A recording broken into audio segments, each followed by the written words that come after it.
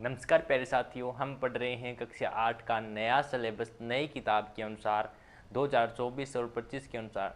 तो प्यारे विद्यार्थियों, आज का सेशन बड़ा ही मस्त होने वाले हैं। कल हमने स्टार्ट किया था कक्षा 8 का नया चैप्टर नंबर 9 क्षेत्रमिति, जिसके अंदर हमने प्रश्नावली 9.1 के क्वेश्चन नंबर 1 और 2 को बिल्कुल आसान तरीके से समझा। और आज हम समझने वाले हैं इससे आगे के क्वेश्चन। बड़ा मज़ा आने वाला है, इंटरेस्टेड तरीके से हम पढ़ने वाले हैं पूरा का पूरा चैप्टर। और आपसे वादा करता हूँ एक भी ऐसा क्वेश्चन नहीं होगा जो आपको समझ में नहीं आएगा।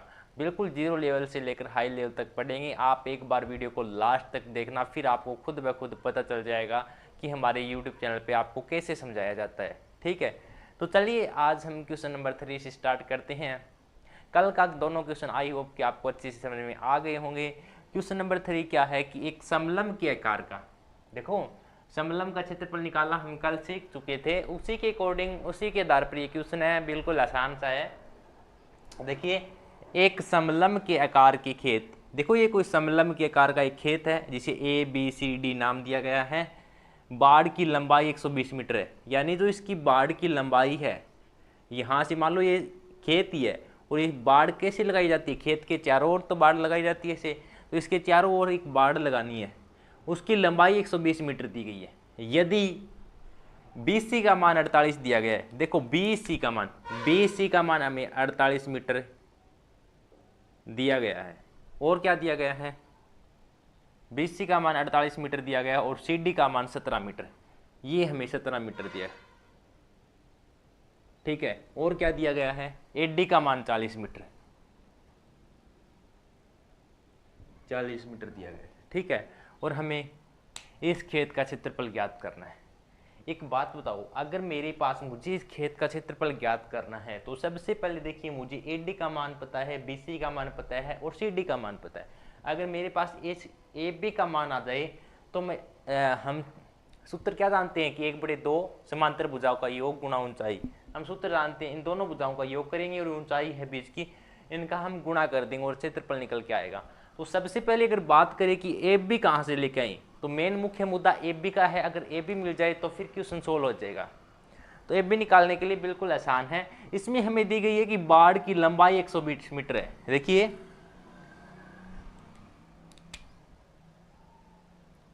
ABCD की बाड़ की लंबाई कितनी दी गई है, बाड़ की लंबाई हमें 120 मीटर दी गई है। अब एक बात मेरी ध्यान से समझना, और ये बात आपको हर एक क्षेत्र में काम आएगी। ये 120 मीटर है इस बाड़ की लंबाई, यानी इस चारों ओर ये बाड़ लगाई जानी है वाली है, उसकी लंबाई दिया गया है। ये इतनी 40 मीटर, यहाँ से लेकर यहाँ तक बाड़, और यहाँ से लेकर यहाँ तक 17 मीटर है, और यहाँ से लेकर यहाँ तक 48 मीटर है। मुझे ये नहीं पता कितनी है। तो देखो एक बात बताओ, पूरी भुजा का ये हमें मान दिया गया है, और देखो पूरी भुजा यानी चारों ओर बाड़ का मान हमें 120 मीटर दिया गया, इसका मान अलग है, इसका मान अलग है, यानी इन तीनों को मैं आपस में जोड़ के इसमें से घटा दूं तो क्या इसका मान नहीं आएगा। ठीक है, तो आप इस तरीके से न समझ के इस तरीके से समझो कि देखो किसी भी ये ABCD का जो बाड़ की लंबाई दी जाती है वो एकमात्र परिमाप ही दिया जाता है हमें। परिमाप क्या होता है, चारों ओर की लंबाई ही जिसे हम परिमाप करते हैं। और परिमाप, समलंब का परिमाप क्या होता है, चारों भुजाओं का योग ही उसका परिमाप कहलाता है। किसी भी आकृति हो उसकी सभी भुजाओं का योग ही हम उसे परिमाप करते हैं। तो हम क्या करेंगे, ये 120 मीटर लंबाई है तो इन चारों भुजाओं का योग करके इसको बराबर कर देंगे। यहाँ से हमें इस बाड़ का यानी AB का मान मिल जाएगा। ये बात आपको हमेशा याद रखनी है, हर जगह काम आने वाली। हमें ये नहीं पता है कितनी है, एक बार मान लेंगे X है। ठीक है, अब देखिए एक सेकंड रुकना।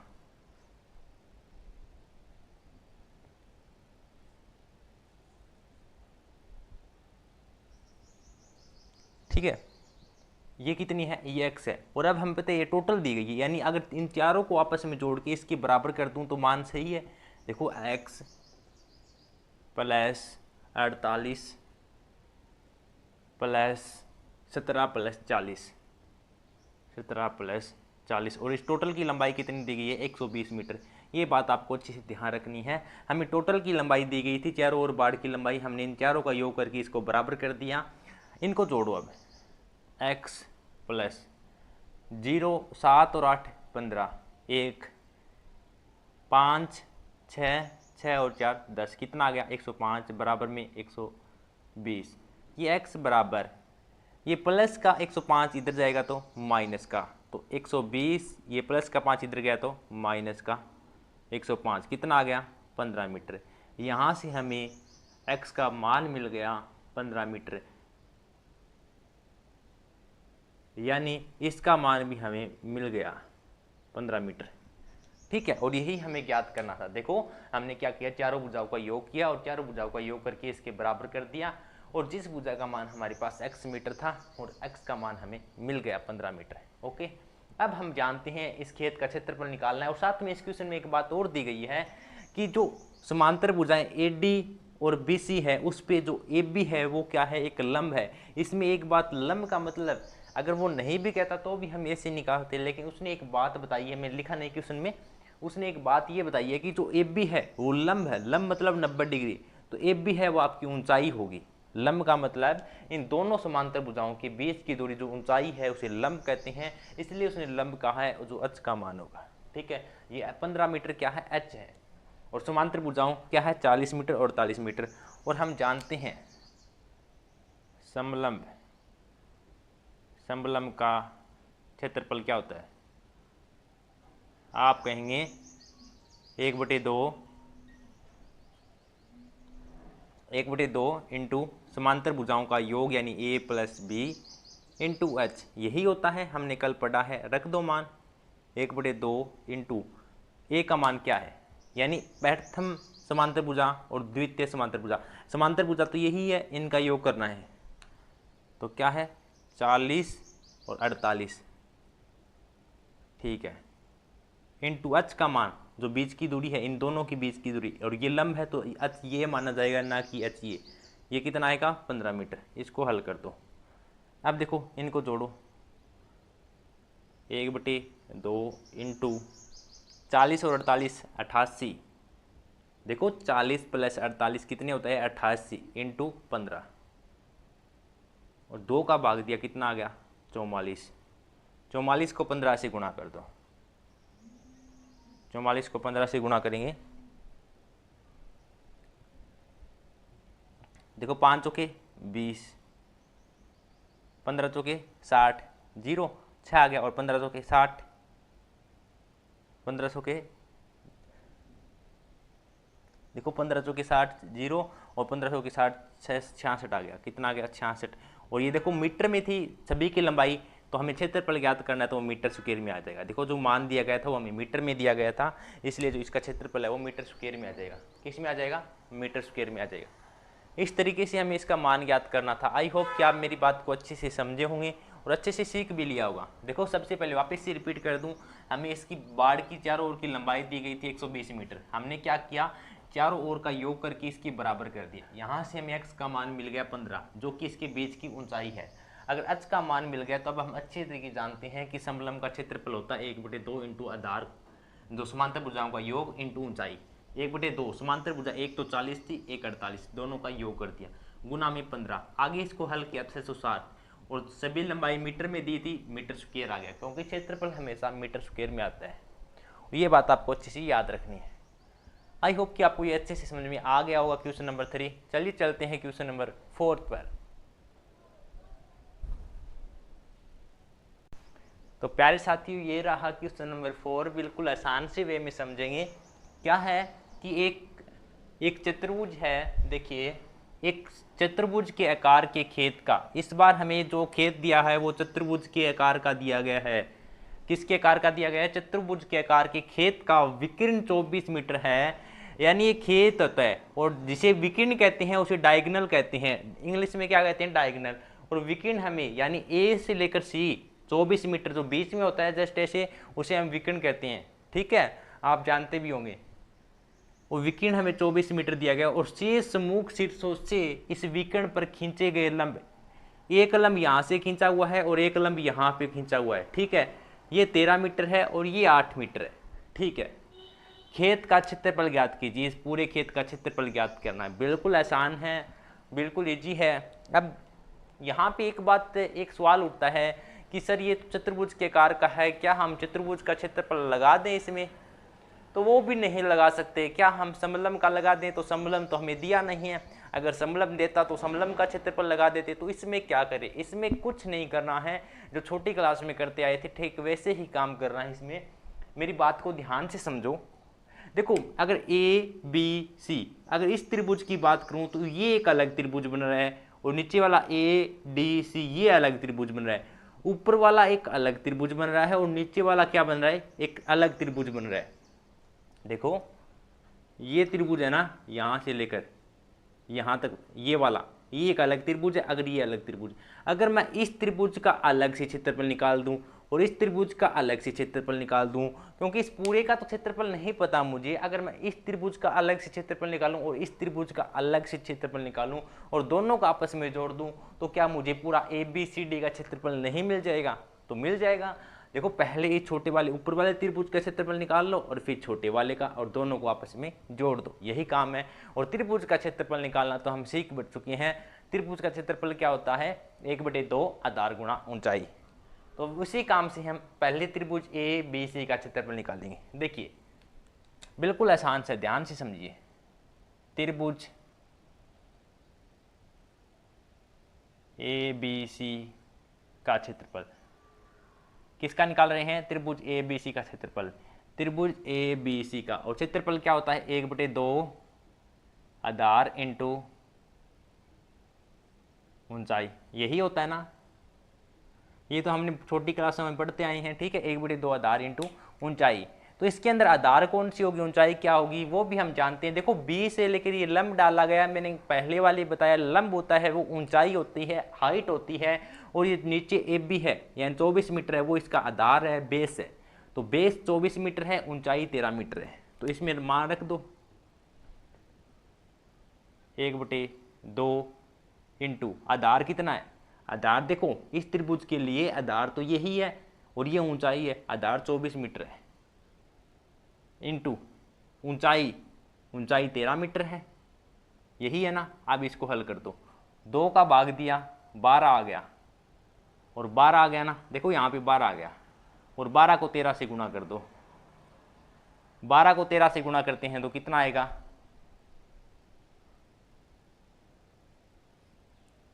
12 तिया 36 और 12 एकम 12, 6 5 156 आएगा। कितना आएगा? 156, ठीक है, 156 में। और हमने क्षेत्रफल निकाला है, ये भी मीटर में था, ये भी मीटर में था, तो किस में आ जाएगा? मीटर स्क्वायर में आ जाएगा।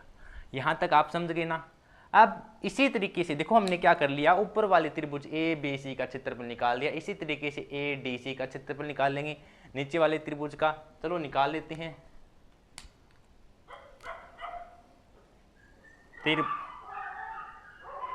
त्रिभुज नीचे वाला क्या है? ए डी सी, त्रिभुज ए डी सी का क्षेत्रफल, वही सूत्र होगा 1/2 आधार गुणा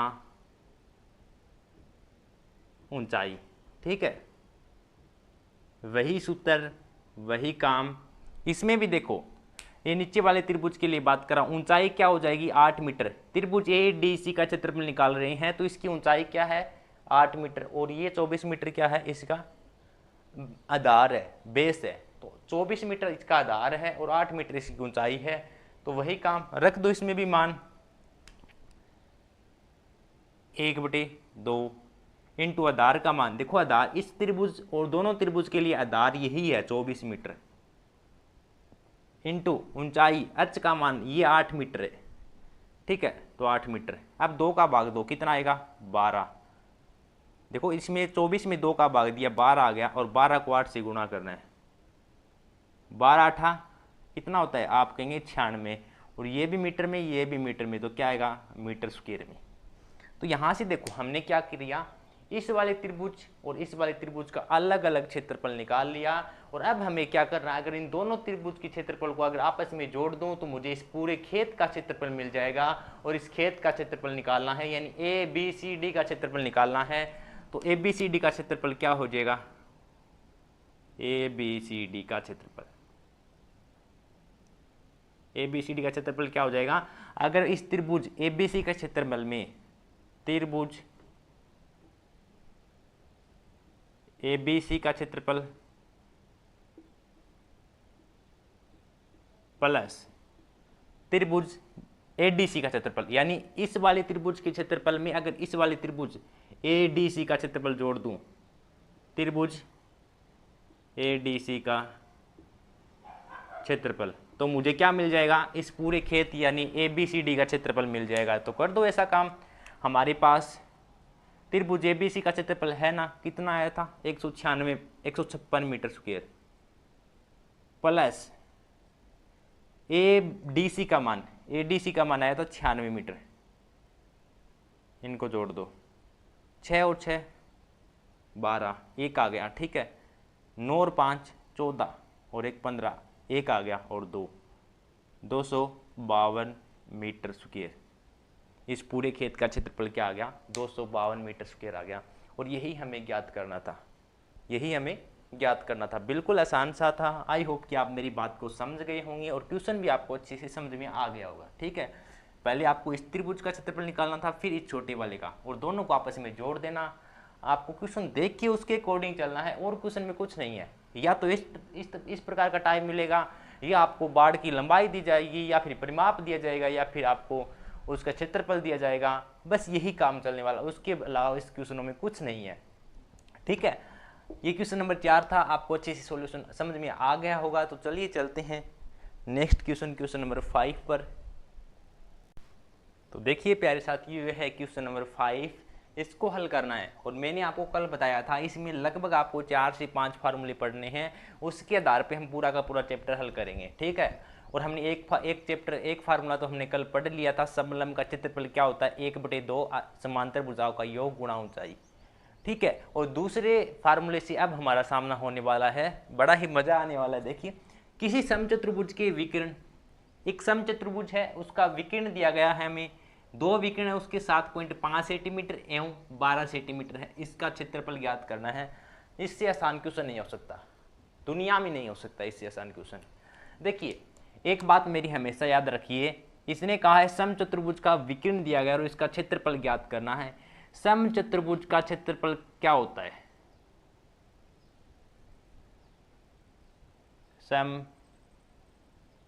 का क्षेत्रफल, एक फार्मूला आपको ये याद करना है कि समचतुर्भुज का क्षेत्रफल का फार्मूला क्या होता है, यानी सूत्र क्या होता है। तो आप कहेंगे 1/2 इंटू विकर्णों का गुणनफल। ये हमने पहले भी जान चुके हैं छोटी क्लासों में, विकर्णों का अगर नहीं भी पढ़ा है तो अब अच्छे से पढ़ लेना।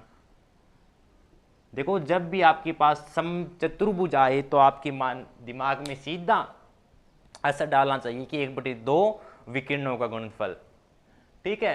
ये समचतुर्भुज का क्षेत्रफल होता है 1/2 विकर्णों का गुणनफल, ठीक है। और हमें 2 विकर्ण दिए गए हैं। देखो, विकर्ण को इंग्लिश में डायगोनल कहते हैं, डायगोनल से डी उठाया जाता है। अगर 2 विकर्ण दिए जाता है D1 और दूसरे विकर्ण को D2 से प्रदर्शित किया जाता है। तो यहाँ पे देखिए, प्रथम विकर्ण क्या है, प्रथम विकर्ण आप कहेंगे,